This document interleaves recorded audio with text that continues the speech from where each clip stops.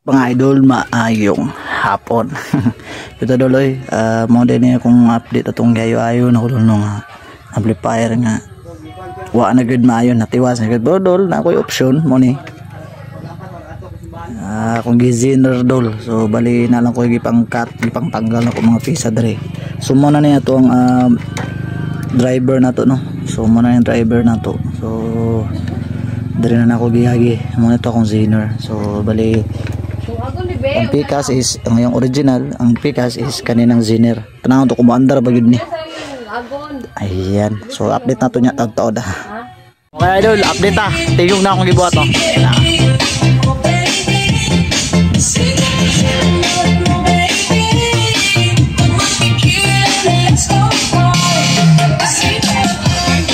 May paraan tayo mga idol.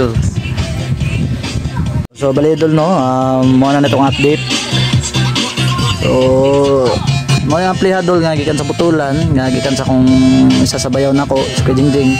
So nag-change may ani tapos karon ako na lang gipingitag para ano ta DIY man ta. So mo na yung kandol no. So ang supply na isa 47 volt AC. So tama lang pod no. Makahataw gyud pod. So bali mo na ni ang original board gitanggal na ko tong kanyalis dal lang nako yung driver niya. Yung bass na yan, outro na, okay na tanan. Kay daga kon mo naka trip up mo ning yang kon kay medyo na i-differentiate tong diri. So di na nako ma-trace up kay nadaot nang kon. Nadaot na yung board sa lalong na sobrang sa init sige kon hinang. So bali diri na ta. So mo na yung original, mo andar ni no. So sa iyo pa. So to. So balik ni kasi isa ka channel. Ano to speaker talikod lang to.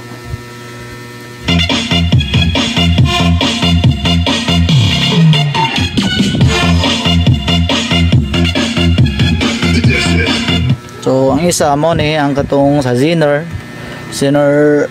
amplifier na atong gamit. So pwede lang gihapon bisag ang original ang pikas dili. Kita pa. So mo na yung pikas dol.